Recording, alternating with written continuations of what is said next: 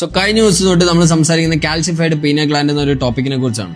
So അതിന്റെ വീഡിയോന്റെ താഴെ കുറെ കമന്റുകൾ ഞാൻ കണ്ടിട്ടുണ്ടായിരുന്നു. ലൈക്ക് ഈ ടൂത്ത് പേസ്റ്റ് നമ്മൾ വിഴുങ്ങുന്നില്ലല്ലോ, പിന്നെ അവിടുന്ന് ഈ ഫ്ലോറൈഡ് കണ്ടന്റ് ഈ പറയുന്ന പീനൽ ഗ്ലാൻഡിൽ അക്യുമുലേറ്റ് ആവുന്നത്. എന്റെ പൊന്നോ, ഈ നമ്മുടെ വായ്ക്കകത്ത് ഒരുപാട് എന്താ പറയാ രക്തക്കുഴലുകളുണ്ട്.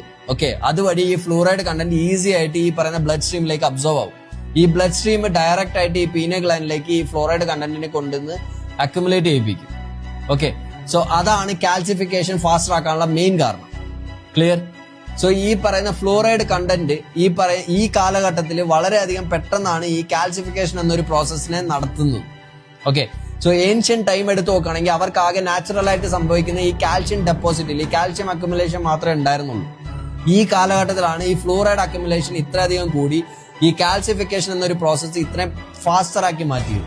ഇനി ഇതെങ്ങനെ ഡീകാൽസിഫൈ ചെയ്യാന്നുള്ള ഒരു കാര്യം ചോദിച്ചു കഴിഞ്ഞാൽ റിവേഴ്സ് ഓസ്മോസിസ്, ആക്ടിവേറ്റഡ് അലൂമിനിയം എന്ന് പറയുന്ന ഈ ഫിൽറ്റേഴ്സ്, ഓക്കെ, ഈ ഫിൽറ്റേഴ്സുകളെല്ലാം ഉപയോഗിച്ച് നമ്മുടെ ഈ പറയുന്ന ഫ്ലൂറൈഡ് കണ്ടന്റ് ടാപ്പ് വാട്ടറിൽ നിന്ന് കുറയ്ക്കുക. ഓക്കെ, ഫ്ലൂറൈഡ് കണ്ടന്റ് ഏറ്റവും കൂടുതലുള്ളത് tap water, mouth wash, tooth paste, ഈ വക സാധനങ്ങളിലാണ്.